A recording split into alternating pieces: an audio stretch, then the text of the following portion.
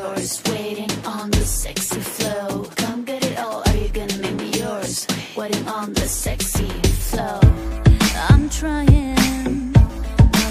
سہرش کی کالج کی پڑھائی ختم ہوئی تو شادی کے لیے رشتے آنا شروع ہو گئے۔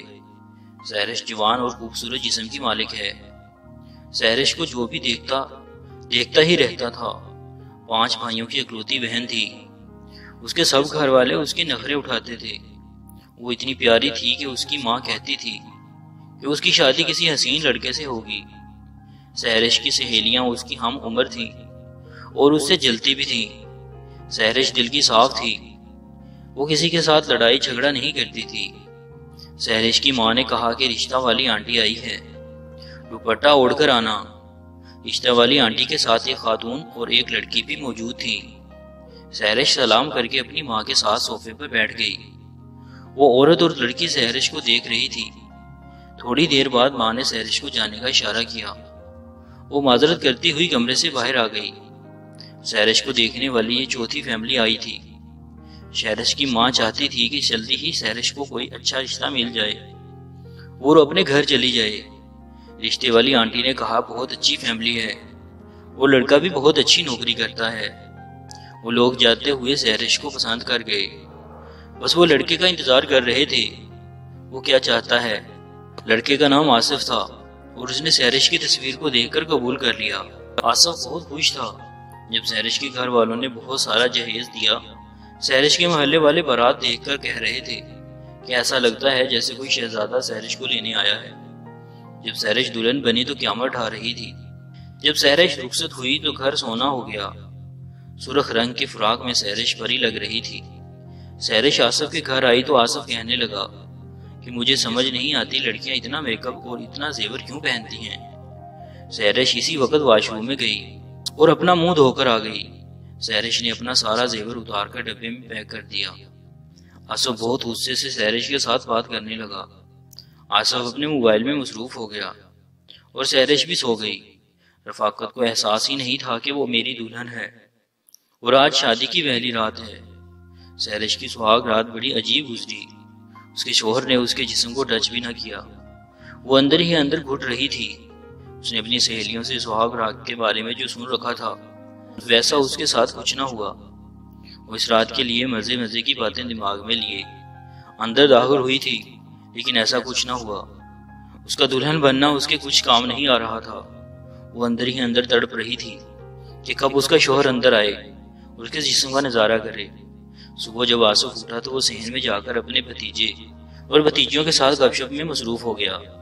ساس اور سسر کہنے لگے کہ بہو بہت خوبصورت ہے لیکن نخرے والی ہے۔ تھوڑی دیر بعد آصف نے آواز دی کہ اندر آؤ، مجھے کوئی بات کرنی ہے۔ آصف نے کہا کہ تم اتنا زیادہ میک اپ نہیں کیا کرو اور پرفیوم بھی نہیں لگایا کرو۔ سہرش نے سوچ لیا کہ اس شہزادے کے لیے مجھے سب کچھ چھوڑنا پڑے گا۔ ایک دن سہرش کی ماں اس کو لینے کے لیے آ گئی، مگر آصف سہرش کو کہنے لگا کہ اتنی اپنی اماں کے گھر رہی ہو، کبھی دل نہیں بھرا۔ آصف اس قدر بے شرم انسان تھا، اپنی بیوی کو اپنے ساتھ دفتر میں لے جانے کے لیے فورس کرتا تاکہ وہاں اس کے ساتھ کام کرنے والے اس کی بیوی کے حسن کو دیکھ سکیں۔ آصف جب بھی اپنے آفس جاتا تو کہتا کہ تم بھی میرے ساتھ چلو، میرے دوست بھی اپنی بیگم کو ساتھ لے کر آتے ہیں، لیکن مجھے یہ اچھا نہیں لگتا تھا کہ میں باہر کسی غیر مرد کے ساتھ بات بھی کروں۔ آصف کا سلوک پہلے دن سے ہی اچھا نہیں تھا، لیکن سہرش نے اپنی ماں کو کبھی بھی کچھ نہیں بتایا۔ وہ کہتی تھی کہ واقعی آصف کوئی شہزادہ ہے، اس نے مجھے بہت خوش رکھا ہوا ہے، لیکن جب وہ اکیلی ہوتی تو وہ اپنی قسمت پہ روتی تھی۔ کچھ دن میرا بھائی مجھے چھوڑنے میرے سسرال چلا گیا۔ آصف نے میرے بھائی کو بھی بہت ہی باتیں کہی کہ گھر کا کوئی کام نہیں کرتی، سارا دن سوئی رہتی ہے، میرا کوئی خیال نہیں کرتی، میری ماں بوڑھی ہے، اس کا بھی کوئی خیال نہیں رکھتی۔ میں نے شادی اس لیے تو نہیں کی تھی کہ یہ سارا دن یہاں پر سوئی رہے۔ آصف نے مجھے کچھ دن بعد طلاق دے دی اور طلاق کے کاغذات میرے ہاتھ میں دیے اور مجھے اپنی ماں کے گھر چھوڑ آیا۔ میری سہیلیاں بھی مجھ پہ باتیں کرنے لگیں کہ اتنا غرور کرتی تھی تم اپنے حسن پر، لیکن اتنے حسن کا کیا فائدہ کیا؟ تم کو تمہارے شوہر نے طلاق دے کر گھر بھیج دیا۔ طلاق کا داغ بہت برا تھا، مجھے طرح طرح کی باتیں سننی پڑتی تھی۔ 2 سال ہو گئے مجھے میرے ماموں کے گھر پر رہتے ہوئے۔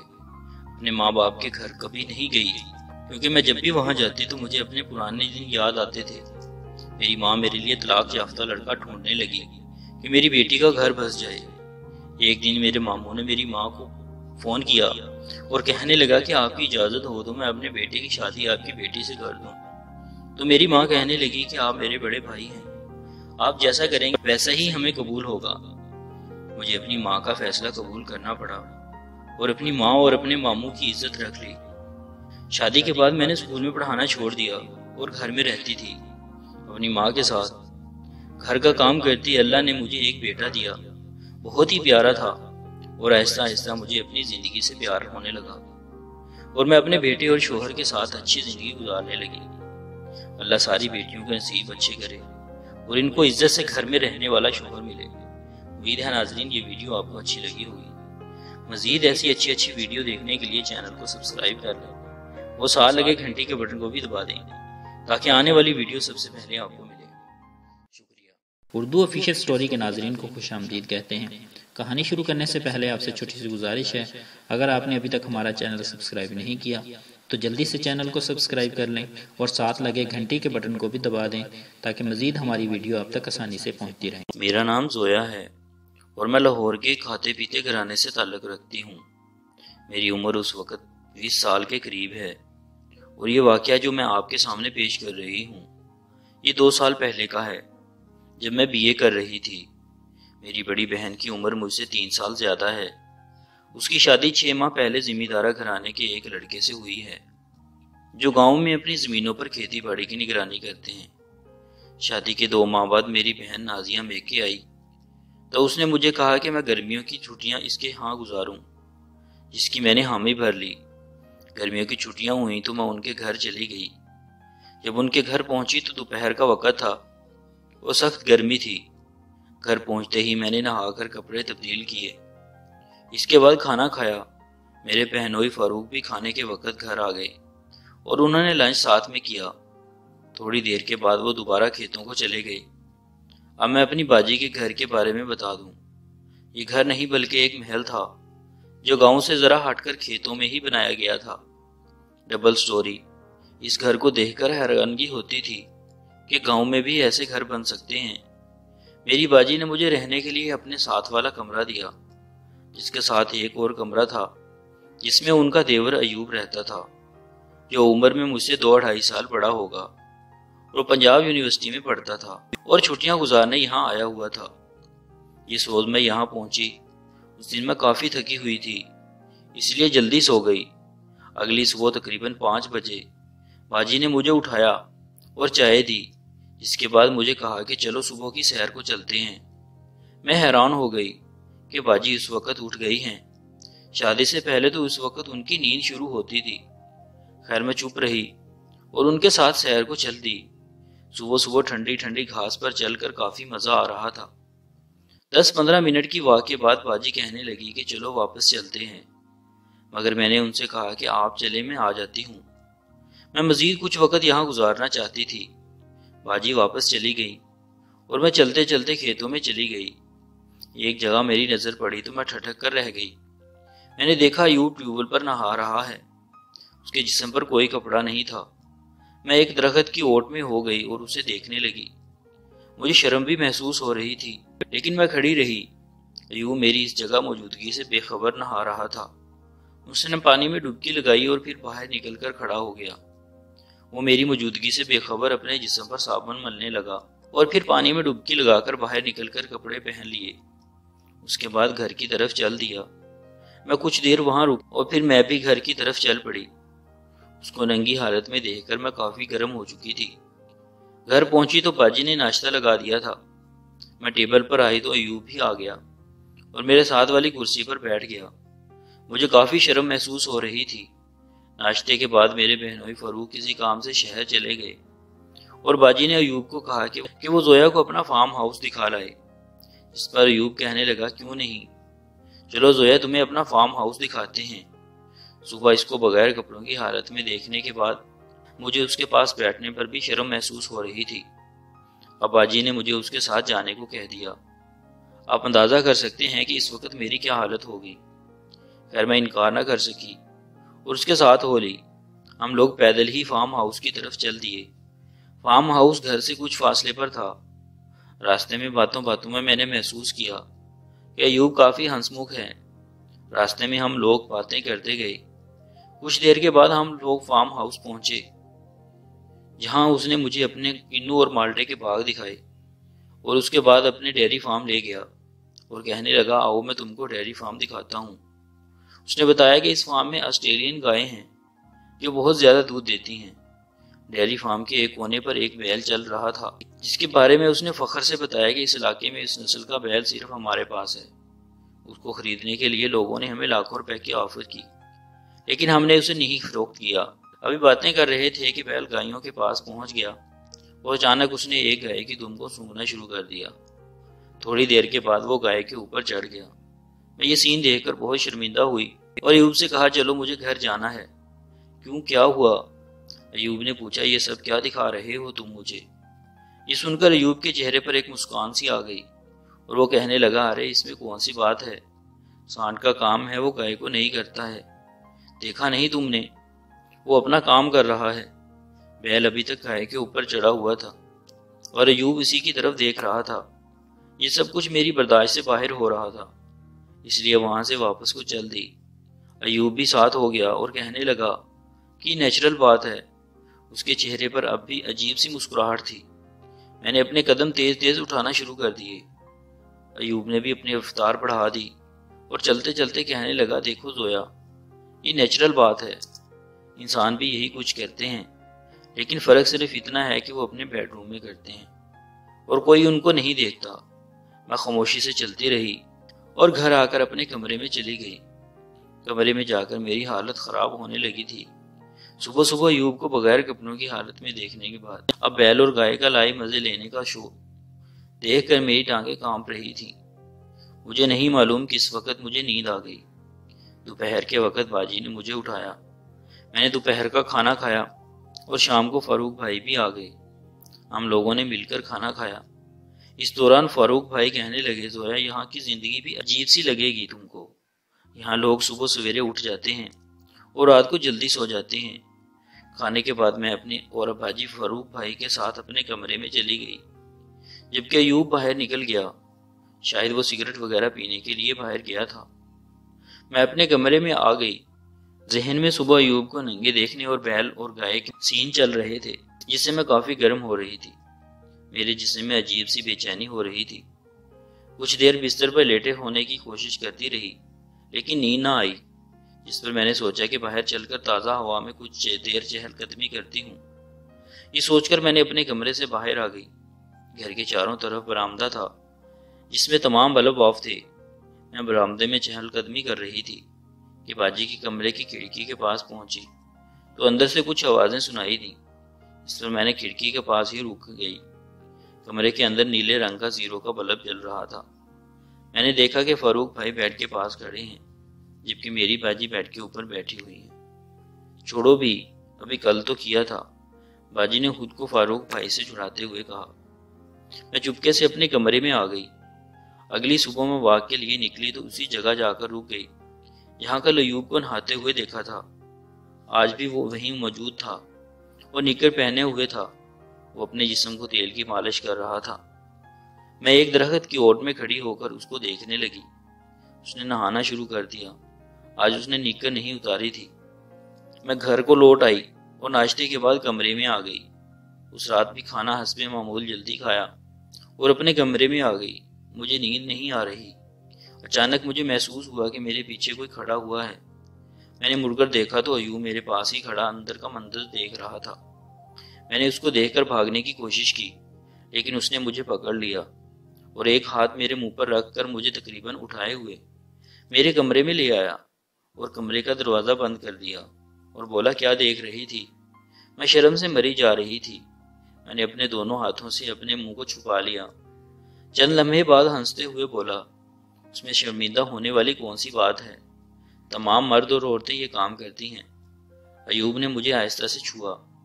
میں اور ایوب دوسرے کمرے میں باجی اور فاروق بھائی کی آوازیں سن رہے تھے۔ اس طرح باجی اور فاروق بھائی بھی اس کمرے سے ہماری آواز سن سکتے تھے۔ میں نے ایوب کے کان میں آہستہ سے کہا دیکھیں دوسرے کمرے میں باجی اور فاروق بھائی ہیں، وہ سن لیں گے۔ جس پر ایوب کو بھی خطرے کا احساس ہوا، جس پر وہ اٹھ کھڑا ہوا اور مجھے بھی کھڑا کر کے چلنے لگا۔ میں نے کہا کہاں؟ تو کہنے لگا میرے پیچھے آؤ۔ میں اس کی رہنمائی میں کمرے سے تقریباً 20 قدم کے فاصلے پر ایک اور کمرے میں چلی گئی جو گیسٹ روم کی طرح تھا، جس میں 2 بیڈ تھے اور اٹیچ باتھ روم تھا۔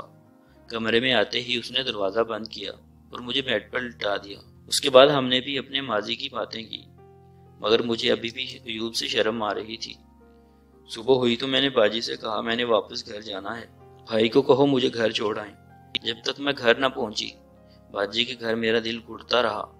گھر آنے کے بعد بھی وہ سین میری آنکھوں کے سامنے کافی دن گھومتے رہے۔ اردو آفیشیل سٹوری کے ناظرین کو خوش آمدید کہتے ہیں۔ کہانی شروع کرنے سے پہلے آپ سے چھوٹی سی گزارش ہے، اگر آپ نے ابھی تک ہمارا چینل سبسکرائب نہیں کیا تو جلدی سے چینل کو سبسکرائب کر لیں اور ساتھ لگے گھنٹی کے بٹن کو بھی دبا دیں تاکہ مزید ہماری ویڈیو آپ تک آسانی سے پہنچتی رہیں۔ شادی کے موقع پر کیے گئے مزے۔ کہانی کو انجوائے کرنے کے لیے کہانی کو مکمل سنیے گا۔ 1 سال پہلے جب میں 18 سال کا تھا اور 12ویں میں پڑھتا تھا، ہمارے زیادہ تر رشتہ دار کراچی میں تھے، بس ایک ہمارا گھر ہی تھا جو پنجاب میں رہتے تھے۔ ایک بار میں اپنے کچھ دور پار کے رشتہ داروں کی شادی پر کراچی گیا۔ میں چونکہ بہت کم جاتا ہوں اسی لیے زیادہ لوگوں کو جانتا نہیں تھا۔ خیر شادی والے گھر میں پہنچ کر پتہ چلا کہ شادی بالکل ساتھ والے گھر میں ہو رہی ہے اور تقریباً سارے مہمان کامن ہیں۔ دلہا اور دلہن آپس میں کزن ہیں، جبکہ دلہا میرا بھی کزن تھا۔ وہاں پہنچ کر پتہ چلا کہ کافی افراتفری مچی ہوئی ہے اور لوگ آگے پیچھے بھاگ رہے ہیں، یعنی وہی سین جو عام طور پر شادیوں میں ہوتا ہے۔ میں کچھ دیر تو ادھر ادھر وقت ضائع کرتا رہا، پھر اٹھ کر فضول میں گھومنے لگا۔ میری یہ حالت دیکھ کر ایک آنٹی آئی جو پتہ نہیں میری کیا لگتی تھی، وہ رحم آ گیا۔ انہوں نے ایک مجھے لڑکی والوں کے گھر بھیج دیا کہ میں وہاں میرے کافی ہم عمر تھے۔ یہاں آ کر لگا کہ جنت میں آ گیا ہوں، کہ جہاں ہر طرف لڑکیاں ہی لڑکیاں بکھری ہوئی ہیں۔ کوئی ڈانس پریکٹس کر رہی ہے تو کوئی کپڑے استری، کوئی سامان پیک کر رہی ہے تو کوئی میک اپ، کوئی نہا رہی ہے تو کوئی کپڑے ٹرائی کر رہی ہے۔ غرض بہار ہی بہار تھی۔ دلہن کو دیکھا تو اپنی قسمت پہ رونا آیا، مگر پھر نے تسلی دی کہ کوئی بات نہیں، چمن اور بھی ہیں، آشیاں اور بھی ہیں۔ یہاں مجھے ہاتھوں ہاتھ لیا گیا۔ مجھے اپنی خوش قسمتی اور پرسنالٹی پر فخر ہوا جو جلد ہی ختم ہوا، کیونکہ یہ سب لڑکیاں کسی لڑکے کو ترس رہی تھی۔ مجھ سے پوچھا کہ موٹر سائیکل چلا لیتے ہو؟ میں نے فخر سے کہا ایسا ویسا پورے لاہور میں مجھ سے اچھا بائیکر پیدا نہیں ہوا۔ مجھے کیا معلوم تھا کہ بڑے بول فوراً سزا پاتے ہیں۔ میرا ٹیسٹ ایسا لیا گیا کہ شام تک میں بائک سے علیحدہ نہیں ہوا۔ گھر سے بازار تک کا راستہ اتنی بار دیکھا کہ ہاتھ کی لکیروں کی طرح یاد ہو گیا۔ شام تک لڑکیوں نے میری حالت خراب کر دی۔ میں بیٹھنے تو کیا لیٹنے کے قابل نہ رہا۔ آخر کار ایک بزرگ خاتون کو مجھ پر ترس آیا اور انہوں نے مجھے چند لڑکیوں کے ساتھ دلہا اور دلہن کا کمرہ سجانے بھیجا۔ چند خود کو بہت سمارٹ سمجھنے والی لڑکیاں میرے ساتھ آئیں اور مجھے حکم دینے لگی۔ میں پھولوں کی لڑیاں لگانے لگا۔ اتنے میں شور مچ گیا کہ تیار ہو جاؤ مہندی کی رسم کے لیے۔ لڑکیاں وہاں سے غائب ہونے لگیں تو میں نے شور مچا دیا۔ آخر کار میں یہ مزدوری جن کے غربت کے لیے کر رہا تھا وہی اڑن چھو ہو رہی تھی۔ میرے شور مچانے پر انہوں نے ایک لڑکی جو ان کی نظر میں بچی تھی میرے پاس چھوڑی اور دلہن کے گھر بھاگ گئیں۔ بھاگتے چور کی لنگوٹی ہی صحیح، یہ سوچ کے میں نے اس بچی کا آنکھوں سے پوسٹ مارٹم کیا۔ پہلے تو اسے بچی سمجھنے والوں کی عقل اور آنکھوں پر شک کیا۔ اس کی عمر 15-16 سال تھی، دبلی پتلی سانولا رنگ، شادی کی مناسبت سے شوق شرٹ میں تھی۔ جو چیز سب سے خاص تھی اس میں وہ تھا اس کا چہرہ، جو کسی طرح بھی اس کو اس کی عمر کے مطابق ظاہر نہیں کر رہا تھا۔ اس کے چہرے پر بھی معصومیت نہیں تھی۔ میں نے اس سے نام اور کلاس وغیرہ پوچھا۔ میرا نام سارا ہے، میں 9th میں پڑھتی ہوں۔ وہ ذرا شرما کے بولی، سارا میں فیصل ہوں اور میں 2nd ایئر میں پڑھتا ہوں۔ میں بولا، سارا میرا خیال ہے کہ اب بس کی جائے کیونکہ میں بہت تھک گیا ہوں۔ نہیں باجی نے مجھ سے کہا ہے لگوا کے آنا۔ میں نے کہا میرا کیا قصور ہے، مزے کوئی لے گا، کریڈٹ وہ تمہاری باجیاں اور محنت میری لگ رہی ہے۔ وہ ہنس دی، لگانا تو پڑے گا۔ میں نے کہا اور تمہیں کیوں چھوڑ گئے ہیں یہاں؟ میری نگرانی کے لیے؟ نہیں، اس لیے کہ کوئی کام ہو تو کروا لوں، مگر ہو وہ جو لڑکیوں کے کرنے والا ہو۔ وہ شوق ہو کر بولی۔ میں نے کہا کوئی نہیں، ابھی تمہیں لڑکیوں کے کرنے والے کام کہوں گا اور تم مکر جاؤ گی۔ وہ بولی بالکل نہیں، پرومس میں نہیں مکروں گی۔ مجھے لگا کہ جیسا اچانک ایک مچھلی خود ہی کانٹے میں آ گئی ہے۔ اب میں نے اسے اسی نیت سے دیکھا۔ میں نے اب سوچ کے جواب دیا، چلو یہ بھی ٹرائی لیتے ہیں، مگر یاد رکھنا اگر مکر گئی تو میں سمجھوں گا کہ تم میں وہ دم نہیں اور تم لڑکی ہی نہیں۔ اب میں نے اسے کہا کہ دروازہ بند کر دو اور یہاں میرے قریب آ جاؤ۔ میں کام بھی کرتا رہا اور اس سے باتیں بھی۔ میں نے اس سے پوچھا، سارا پتہ نہیں لوگ یہ سیج کیوں سجاتے ہیں؟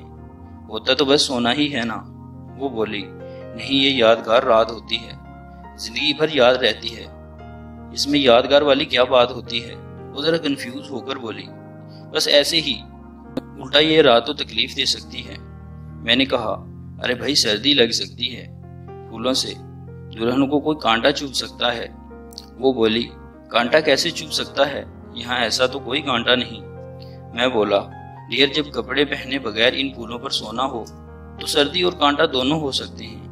وہ کچھ دیر خاموش رہی۔ میں اس کی کیفیت سمجھ رہا تھا۔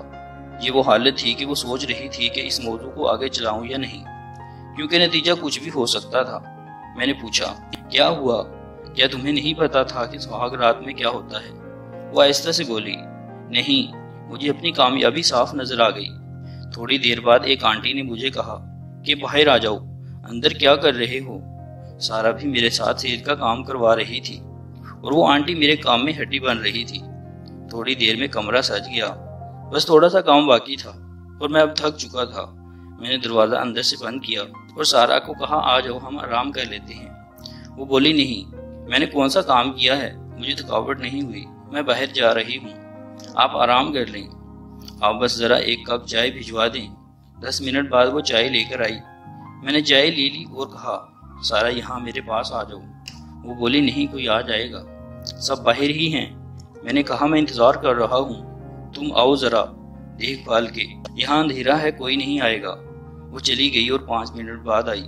اس کی امی اندر آئی اور پوچھا، بیٹا سارا تو یہاں نہیں ہے؟ میں نے کہا، نہیں آنٹی، وہ تو چائے دے کر چلی گئی، شاید وہاں دلہن کے گھر گئی ہو۔ وہ بولی، بیٹا ذرا بلاؤ، اس نے کپڑے بھی پہننے ہیں۔ ان کے جانے کے بعد وہ بھی جلدی میں باہر نکل گئی۔ تھوڑی دیر میں لائٹ بھی آ گئی، مہندی کی رسم شروع ہو گئی، سب عورتیں لڑکی والوں کے گھر چلی گئی۔ یہاں آنٹی نے مجھے کہا کہ میں سیج تیار کروں، میرا کھانا وہ بھجوا دیں گی۔ میں اکیلا کام میں جوت گیا۔ سارا میرا کھانا لے کر آئی۔ میں نے اسے کہا کہ وہ نظر بچا کے آ جائے، مگر وہ نہ مانی۔ آخر 1 بجے جب میں پوری طرح مایوس ہو چکا تھا، وہ آ گئی، اس کے ساتھ اس کی بہن اور بھائی بھی تھے۔ وہ انہیں نیچے ایک کمرے میں سلا کر میرے پاس آ گئی۔ تقریب اپنے پورے عروج پر تھی، مرد باہر کناتوں میں تھے اور عورتیں اندر گھر میں۔ میرے پاس ٹائم کی کمی نہیں تھی، کم از کم 2 گھنٹے تھے، پھر بھی کوئی بھی آ سکتا تھا۔ آخر میں نے حلیہ نکالا کہ کھڑکی کھولی اور باہر نکل کے دروازہ باہر سے بند کر دیا اور اندر والی لائٹ بند کر دی۔ سارا میرے پاس تھی، ہم شادی سے پہلے شادی کے مزے لے رہے تھے۔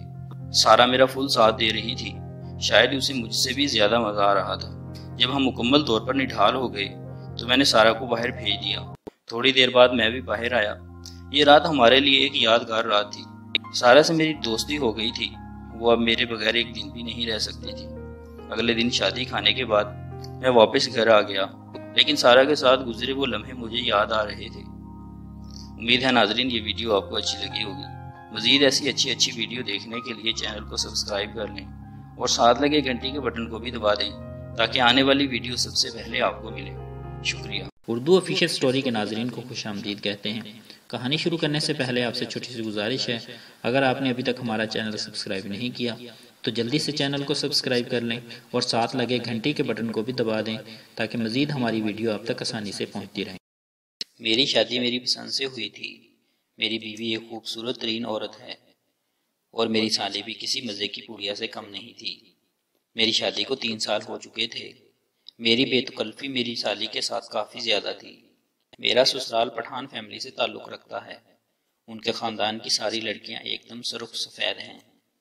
میری سالی کی عمر اس وقت 20 سال تھی، جبکہ میری بیوی 22 سال کی تھی اور میری اپنی عمر 28 سال تھی۔ میں اس وقت ایک کمپنی میں بہت اچھی جاب پر تھا۔ میرا ٹرانسفر کمپنی نے ایک دوسرے شہر کر دیا تھا، جہاں نہ تو میرے گھر والے تھے اور نہ ہی میرے سسرال والے، یہ دونوں ایک ہی شہر میں رہتے تھے۔ میں اپنی بیوی کو لے کر اس گھر میں شفٹ ہو گیا تھا۔ میری بیوی کا نام حمیرہ تھا، جبکہ میری سالی کا نام سمیرہ تھا۔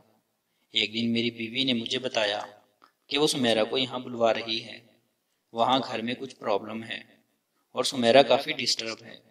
میں نے اس کو بخوشی اجازت دے دی، اس میں منع کرنے والی کوئی بات تھی بھی نہیں، کیونکہ سمیرہ کو نزدیک رکھنا تو میری دل کی خواہش تھی۔ میں اس کے ساتھ مزے تو نہیں کر سکتا تھا، مگر اس کو اپنے قریب تو رکھ سکتا تھا، حالانکہ میرے دل میں اس کے ساتھ عیش کرنے کی شدید خواہش تھی۔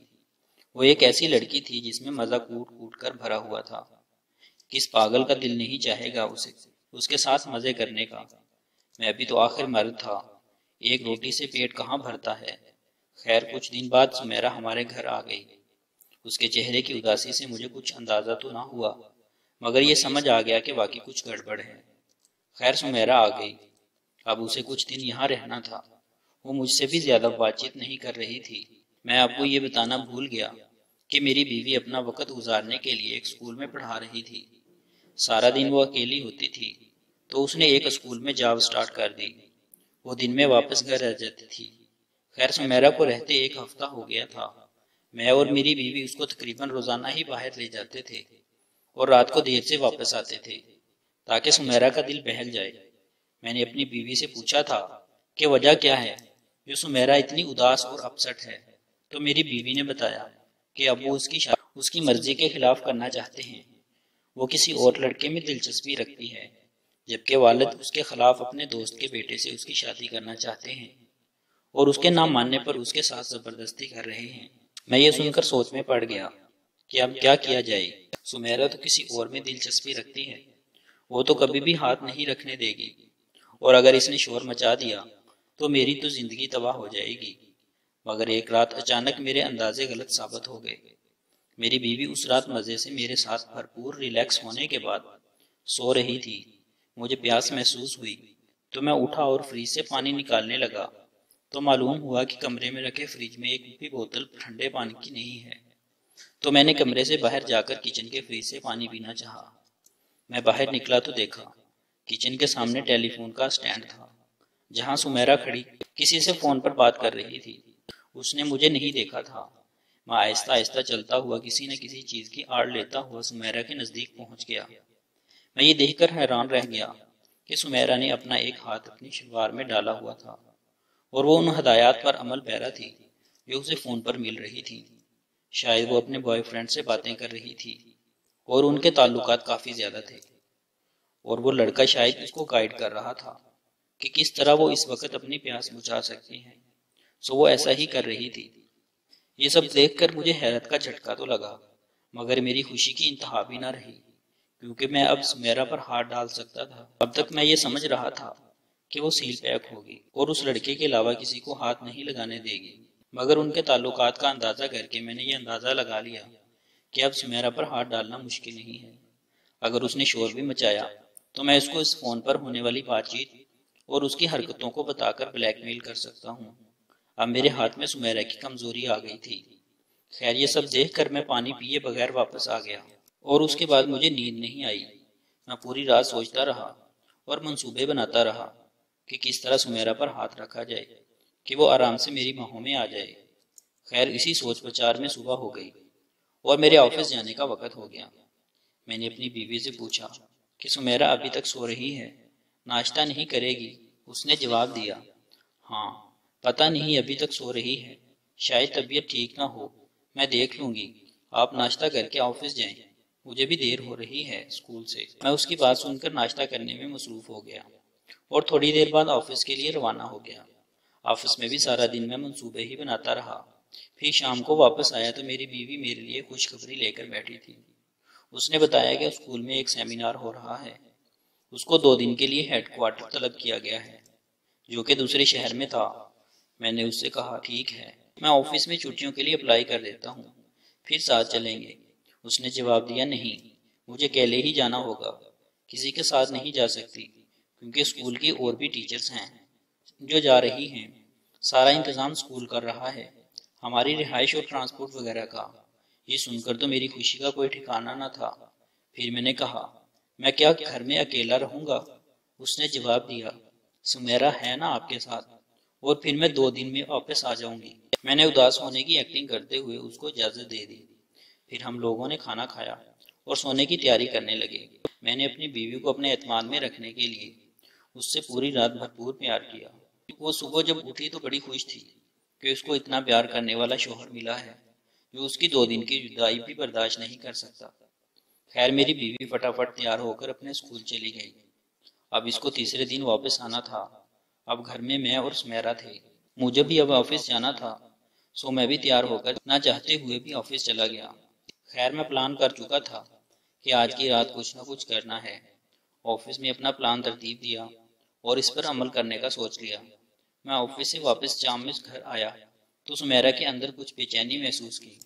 ایسا لگتا تھا جیسے وہ کچھ کہنا چاہتی ہو مگر کہنے کی ہمت نہیں ہو رہی تھی۔ خیر میں اس کو نظر انداز کرتا رہا۔ پھر اسی طرح وقت گزرا اور رات کے کھانے کا وقت ہو گیا۔ سمیرا نے بہت اچھا کھانا بنایا تھا۔ میں کھانے کے دوران اس کے کھانے کی تعریف کرتا رہا اور وہ شکریہ ادا کر کے خاموشی سے کھانے میں مصروف رہی۔ خیر کھانے وغیرہ سے فارغ ہو کر سمیرا تو برتن دھونے چلی گئی اور میں چپ چاپ اپنے کمرے میں چلا گیا جیسے مجھے سونا ہو، مگر میری سمجھ میں نہیں آ رہا تھا سمیرا سے کس طرح بات شروع کروں۔ ابھی سوچتے کچھ دیر ہی گزری تھی کہ دروازے پر دستک ہوئی۔ میں نے بولا آ جاؤ سمیرا۔ اندر آ گئی۔ میں نے کہا کیا ہوا، ٹھیک تو ہو؟ وہ خاموشی سے میری سامنے بیٹھ گئی اور کچھ نہ بولی۔ میں نے اس سے پوچھا کیا ہوا سمیرا، بتاؤ کیا بات ہے، تم پریشان کیوں لگ رہی ہو مجھے؟ پھر وہ بلک بلک کر ایک دم سے رونا شروع ہو گئی۔ میں اٹھا اور اس کے نزدیک گیا اور اس کو تسلی دینے لگا۔ کچھ دیر رونے کے بعد وہ چپ ہوئی تو پھر اپنی کہانی سنانا شروع کر دی۔ اس نے بتایا کہ وہ کسی لڑکے سے محبت کرتی ہے اور اس سے ملی بھی کئی دفعہ ہے اور اس کے سوا کسی اور سے شادی نہیں کرنا چاہتی ہے اور اس کو میری مدد کی ضرورت ہے۔ میں نے ایک دم اسے ایک سوال کر دیا جس کو سن کر وہ اچھل پڑی۔ میں نے اس سے پوچھا تم نے اس لڑکے کے ساتھ مزہ کیا ہے؟ وہ یہ سوال سن کر حیرت سے مجھے دیکھنے لگی۔ پھر اس کے چہرے کا رنگ بدل گیا اور اس نے کوئی جواب نہیں دیا۔ پھر سر جھکا کر آہستہ سے بولی نہیں ایسا کچھ نہیں کیا میں نے۔ پھر میں نے کہا کچھ تو ایسا ضرور ہے جو تم کو اتنی طلب ہے اس کی، ورنہ ایسا نہیں ہوتا۔ اب سمیرا لاجواب تھی، اس کی چوری پکڑی جا رہی تھی۔ پھر وہ بولی ہم لوگ ملے ضرور ہیں مگر کوئی غلط کام نہیں کیا ہم نے۔ پھر میں اس کو باتوں میں لگاتا رہا اور آخر کار میں سب کچھ اس سے اگلوا لیا کہ کہاں کہاں وہ ملتے رہے ہیں۔ سوب باری میری تھی اپنا پتہ چلنے کی۔ میں نے پوچھا تمہیں بہت طلب ہے اس کی؟ جی، سمیرا نے جواب دیا۔ اگر میں تمہاری یہ طلب پوری کر دوں تو؟ وہ میری بات سن کر اچھلی، ایسے جیسے کسی سانپ کو دیکھا ہو، اور حیران نظروں سے میری جانب دیکھنے لگی۔ پھر میں نے اس کو باتوں میں لگایا اور یہ سمجھانے کی کوشش کی کہ دیکھو تم بھی جوان ہو اور میں بھی، مجھے بھی اس کی ضرورت ہے اور تمہیں بھی، تم اس کے بغیر نہیں رہ سکتی، میں اپنی بیوی کے بغیر نہیں رہ سکتا۔ آج کی رات ہم دونوں اپنی ضرورت پوری کر سکتے ہیں اگر تم چاہو، اور کسی کو پتہ بھی نہیں چلے گا۔ وہ پھٹی پھٹی نظروں سے مجھے دیکھتی رہی، وہ کچھ نہ بولی۔ پھر میں نے دوبارہ اس سے یہی سوال کیا اور اس نے کوئی جواب نہیں دیا مگر سر جھکا کر بیٹھی رہی۔ میں اس کے پاس سے اٹھا اور کہا تم اپنے کمرے میں جاؤ اور سوچو، پھر اگر تم راضی ہو تو آ جانا واپس، نہیں تو سمجھ لینا ہمارے درمیان کوئی بات نہیں ہوئی۔ یہ کہہ کر میں اپنے بیڈ پر بیٹھ گیا۔ وہ بھی خاموشی سے اٹھی اور کمرے سے باہر نکل گئی۔ اب میں سوچ رہا تھا کہ جو پتہ چلا ہے وہ سر ہوگا کہ نہیں۔ ایسا تو نہیں کہ یہ رات کھالی جائے گی، لیکن تقریباً آدھے گھنٹے بعد ہی میرے دروازے پر دوبارہ دستک ہوئی۔ میں خوشی سے اچھل پڑا اور جا کر دروازہ کھولا تو دروازے پر سمیرا سر جھکائے کھڑی تھی۔ میں سمیرا کو دیکھ کر خوشی سے دیوانہ ہو رہا تھا۔ میں نے سمیرا کا ہاتھ پکڑا اور اس کو اپنی جانب کھینچ کر اپنے ساتھ لپٹا لیا اور مضبوطی سے جکڑ لیا۔ میں نے سمیرا کو اپنے ساتھ لپٹائے اندر کھینچ لیا اور روم کا دروازہ بند کر دیا۔ پھر میں نے اس کو خود سے الگ کیا اور اس کی جانب دیکھا تو ابھی تک نظریں نیچے کی ہوئی تھی۔ میں نے دونوں ہاتھوں میں اس کا چہرہ اپنے ہاتھوں میں جکڑ کر زور سے دبائے، جس سے اس نے ایک لمبی سانس لی اور اچھل کر مزید میرے ساتھ چپک گئی۔ میں واپس ہاتھ نیچے کی طرف لایا اور جان کر میری خوشی کی انتہا نہ تھی کہ سمیرا نے شلوار میں لاسٹک ڈالی ہوئی تھی۔ وہ اب بری طرح مچل رہی تھی کہ میں کس طرح اس کو چھوڑ دوں۔ شاید اس کی بےتابی بڑھ رہی تھی۔ اب میں مزید انتظار نہیں کرنا چاہتا تھا۔ وہ ایسے اچھل کر میرے منہ کے سامنے آئی جیسے پکا ہوا آم، ایک دم گورے اور چکنے۔ واہ میں تو خوشی سے دیوانہ ہو رہا تھا، میری رال ٹپکنے کو تھی، اس کا گورا بدن مجھے بھرپور دعوت دے رہا تھا۔ اب میری باری تھی اپنے کپڑے اتارنے کی۔ میں نے جلدی جلدی اپنا نائٹ سوٹ اتارا۔ اب میں نے سمیرا کی جانب دیکھا تو وہ سوالیہ نظروں سے میری جانب دیکھ رہی تھی۔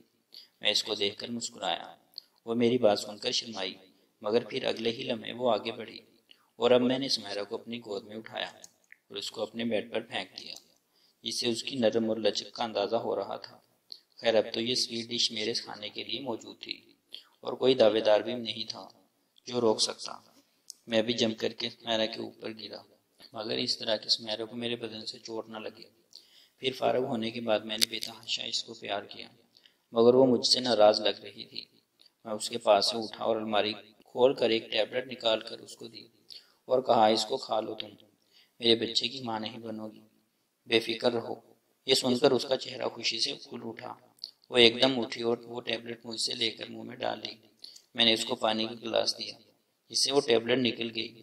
میری بات سن کر وہ مسکرائی اور اٹھ کر کھڑی ہوئی اور مجھے گلے سے لگا لیا۔ ذرا دیر بعد میں کمرے سے باہر نکلا اور کچن میں گیا اور اس کے اور اپنے کھانے پینے کو جوس اور فروٹس لے آیا۔ ہم دونوں نے وہ کھائے اور پھر تھوڑی دیر لیٹ کر آرام کیا اور اسی دوران باتیں کرتے رہے۔ پھر میں نے دوسرا سیشن سٹارٹ کیا سو ہم دونوں نے ایک ساتھ ہا کر میرے ہی بیڈ پر ایک ساتھ سو گئے۔ اپنی بیوی کے آنے سے 1 گھنٹے پہلے پھر میں نے ایک بار اس کی زبردست عیش کروائی۔ اس کے بعد بھی جب بھی ہمیں موقع ملا ہم نے بھرپور مزہ لیا۔ اگر آپ کو یہ کہانی اچھی لگی ہے تو اس ویڈیو کو لائک کیجیے اور اس طرح کی مزید ویڈیوز دیکھنے کے لیے ہمارے چینل کو سبسکرائب کیجیے۔ اگر آپ کو یہ کہانی اچھی لگی ہے تو اس ویڈیو کو لائک کیجیے اور اس طرح کی مزید ویڈیوز دیکھنے کے لیے ہمارے چینل کو سبسکرائب کیجیے۔ اگر آپ کو یہ کہانی اچھی لگی ہے تو اس ویڈیو کو لائک کیجیے اور اس طرح کی مزید ویڈیوز دیکھنے کے لیے ہمارے چینل کو سبسکرائب کیجیے۔